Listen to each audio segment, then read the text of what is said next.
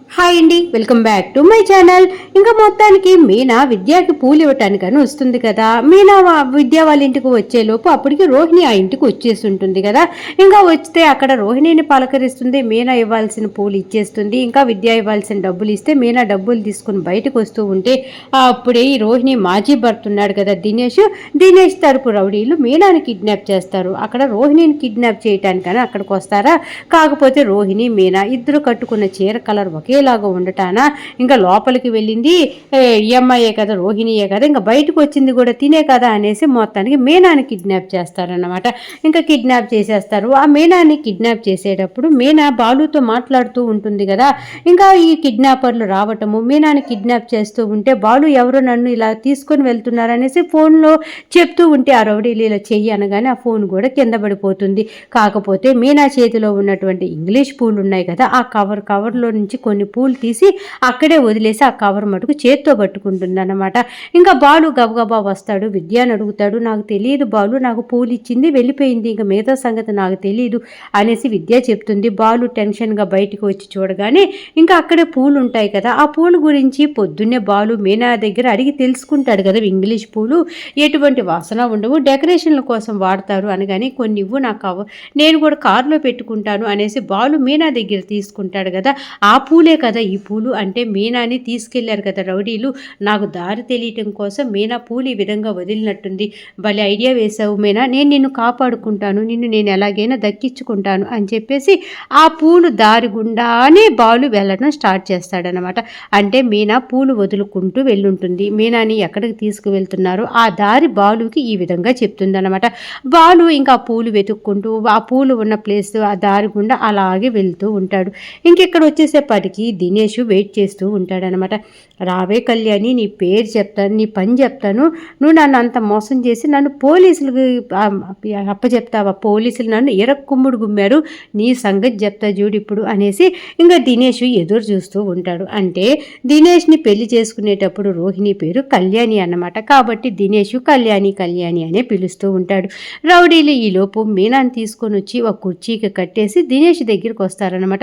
అన్న మీరు చెప్పిన ఆవిడని తీసుకొని వచ్చాం, రండి అన్న చూద్దురు కానీ అనేసి అనగానే దినేష్ గబగబా వస్తాడా. తీరా కుర్చీలో కూర్చున్న ఆవిడని చూసి షాక్ అవుతాడనమాట.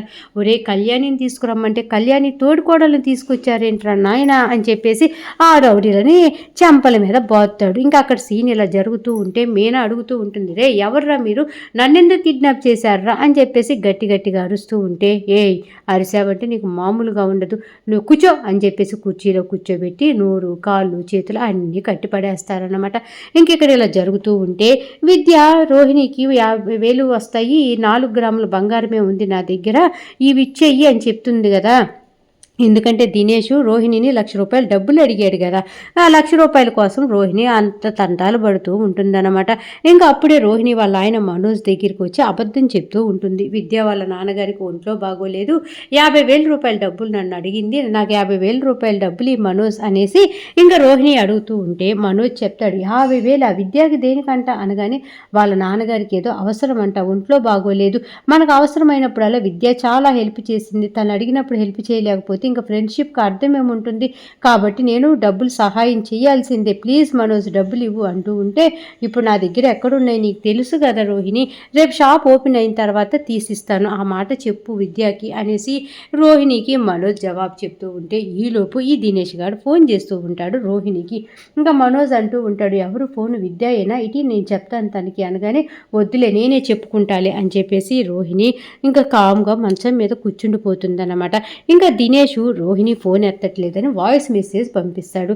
ఇంకా రోహిణి ఈలోపు ఇయర్ ఫోన్స్ పెట్టుకొని ఎక్కడ ఈ మనోజ్ వినేస్తాడోనని చెప్పేసి వింటుంది. ఈ లక్ష్య తీసుకొని నువ్వు త్వరగా కానీ రాకపోతే మన ఇద్దరికి పెళ్ళైన విషయం, మనకు పెళ్ళోడు ఉన్న విషయం అంతా కూడా ప్రూఫ్తో సహా మీ ఇంట్లోకి వచ్చి నీకు దీపావళి పండగ మామూలుగా జరగదన్నమాట, గుర్తు తెచ్చుకో, వస్తున్నావా ₹1,00,000 తీసుకొని, లేదంటే నన్ను రమ్మంటావా అనేసి వాయిస్ మెసేజ్ పెడతాడు.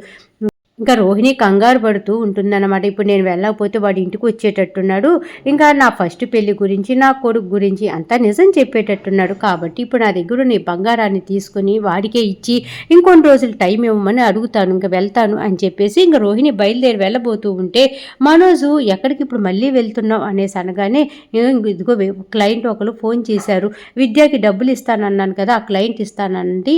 ఆ డబ్బులు తీసుకొని వెళ్ళి విద్యకి ఇస్తాను. పాపం విద్య నా ఫ్రెండ్ కదా, నాకు చాలాసార్లు హెల్ప్ చేసింది, నేను హెల్ప్ చేయాలి కదా అని చెప్పేసి మనోజ్ని గట్టిగా హగ్ చేసుకొని ఇంకా వెళ్ళిపోతుందనమాట. అప్పుడే మనోజ్ అనుకుంటూ ఉంటాడు, రోహిణి ఎంత మంచిది, మనసులో ఏమీ పెట్టుకోలేదు పాపం అని చెప్పేసి తేక భార్యని పొగుడుకుంటూ ఉంటాడు. ఇంకా ఈలోపే రోహిణి మొత్తానికి ఆ దినేష్ ఉన్న రూమ్ దగ్గరికని బయలుదేరి వెళ్తూ ఉంటుంది.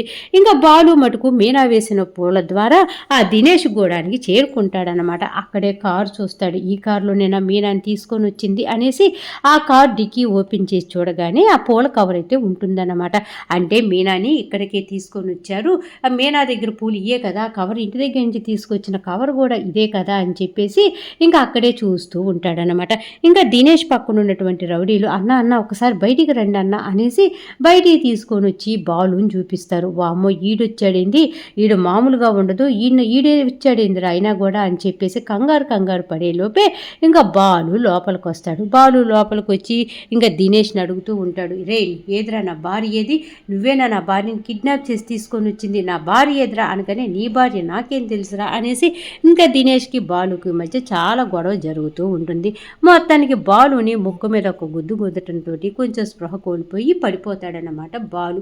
ఇంకా రౌడీలు ఆ బాలును ఒక కుర్చీలో కూర్చోబెట్టి కట్టేస్తారు. ఇంకా బాలు లేకుండా ఇంకా మీనా మటుకు రే మా ఆయన ఏం చేయమాకండి, మా ఆయన వదిలిపెట్టండి రా అనేసి అరుస్తూ ఉంటుంది.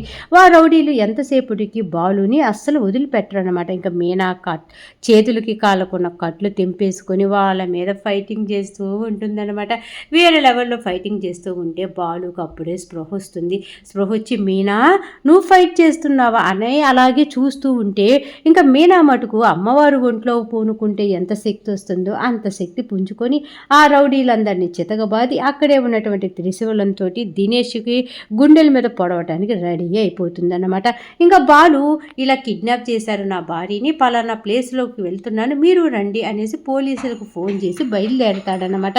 ఇంకా పోలీసులు కూడా బయలుదేరి ఈ మీనా ఎప్పుడైతే ఈ దినేష్ మీదకి అది ఎత్తిందో ఆ లోపే ఇంకా మొత్తానికి పోలీసులు వస్తారు. ఇదంతా కూడా అక్కడికి చేరుకున్నటువంటి రోహిణి కిటికీలో నుంచి చూస్తూ ఉంటుంది. ఏంటి బాలు కారు ఇక్కడుంది అంటే బాలు ఇక్కడున్నాడా, నా గురించి బాలుకు అంతా నిజం తెలిసిపోయిందా అనేసి ఆ కిటికీ దగ్గరే ఉండి అంతా చూస్తుందన్నమాట. ఈ లోపే మీనా కూడా కనపడుతుంది కదా, అంటే బాలుకి మీనాకి నా గురించి అంతా తెలిసిపోయిందా, ఇంకా నా ఈ రోజుతోటి నా జాతకం అయిపోయినట్టే, ఇంకా నేను రోడ్డు పాలు అవ్వటమే అని చెప్పేసి తెగ ఫీల్ అయిపోతూ ఉంటుంది. ఇంకా ఈలోపే పోలీసులు వస్తారు కదా, అదేంటయ్యా బాలు నీ భార్యని కిడ్నాప్ చేశారు అది ఇది అన్నావు, ఇక్కడికి వచ్చి చూస్తే నీ భార్య రౌడీలను చితకబాది వాళ్ళని పొడవటానికి రెడీ అయ్యింది అని చెప్పేసి బాలుతోటి ఆ పోలీసులు అంటూ ఉంటే బాలు అంటూ ఉంటాడు, ఇప్పుడు దాకా సీన్ వేరుగుంది, ఇప్పుడు ఇంకొకలాగుంది, ఇప్పుడు దాకా నా భార్యని వాళ్ళు కట్టేశారు, ఇప్పుడు నా భార్య వీళ్ళని కట్టేసి చితకబాదింది సార్ అని చెప్పేసి నవ్వుతూ ఉంటే ఇంకా పోలీసులు ఆ దినేష్ని చక్కగా పోలీస్ స్టేషన్కి తీసుకొని వెళ్ళిపోతారనమాట.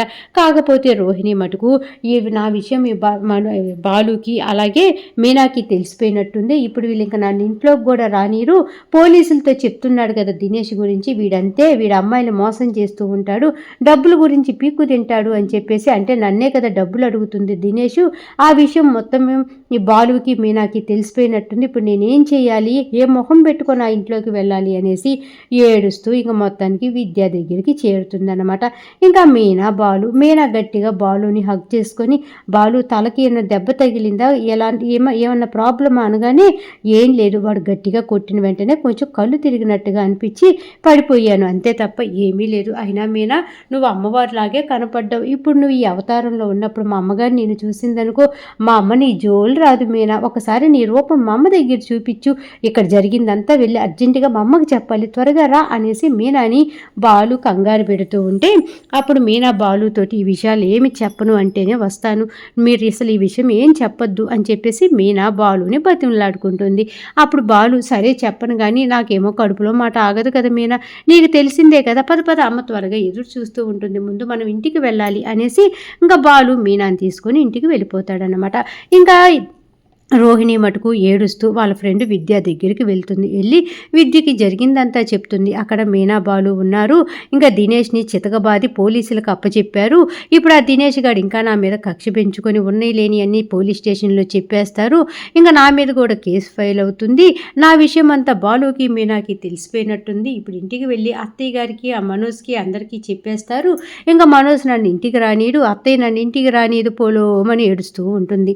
అప్పుడే విద్య అంటూ ఉంటుంది, ఇదంతా ఇప్పుడు కాదు, పెళ్లి చేసుకునే ముందే మనోజ్కి అన్నీ చెప్పేయాల్సింది. మనోజు నేను గుడ్డిగా ప్రేమించాడు కదా, అప్పుడే నాకు ఇలా పెళ్ళయింది, నాకు కొడుకున్నాడని మనోజ్కి నిజం చెప్పేస్తుంటే ఇవాళ రోజున ఇంత బాధపడాల్సిన అవసరం ఉండేది కాదు కదా రోహిణి అనేసి ఇంకా విద్య చెప్తూ ఉండేలోపు రోహిణి ఫోన్ రింగ్ అవుతుందన్నమాట. ఇదిగో విద్య, మా అత్తయ్య ఫోన్ చేసింది, అంటే బాలు మీనా జరిగిందంతా కూడా ఇంట్లో చెప్పేసినట్టున్నారు, మా అత్తయ్య నాతో మాట్లాడటం కోసమే ఫోన్ చేస్తుంది. వామ్మో, ఇదిగో మనోజ్ కూడా చేస్తున్నాడు, ఇప్పుడు వీళ్ళిద్దరితోటి నేను ఏం మాట్లాడాలి, ఎలా మాట్లాడాలి అనేసి రోహిణి ఏడుస్తూ ఉంటే విద్య చెప్తూ ఉంటుంది, ఇవన్నీ కూడా ఫోన్లో మాట్లాడాల్సింది కాదు, కాకపోతే ఇంటికి వెళ్ళి చక్కగా మనోజ్తో మీ అత్తయ్యతోటి అర్థమయ్యే విధంగా చెప్పు, వాళ్ళు ఏమంటారో అప్పుడు చూద్దాం అని చెప్పేసి రోహిణికి ధైర్యం చెప్పి విద్య ఇంటికి పంపిస్తూ ఉంటే ఈరోజు ఎపిసోడ్ ఈ విధంగా జరిగిందన్నమాట. అరుణ, బాగుంది, చక్కగా చెప్పావు, అర్థమయ్యింది అనుకుంటే మర్చిపోకుండా నా ఛానల్ని లైక్ చేయండి, షేర్ చేయండి, సబ్స్క్రైబ్ చేసుకోండి. అలాగే కింద బెల్ సింబల్ ఉంటుంది కదా, దాన్ని గట్టిగా ఒక బాదేసేయండి. రేపు రాబోయే ఎపిసోడ్లో మళ్ళీ కలుద్దాం. అంతవరకు ఉంటా మరి, బాయ్.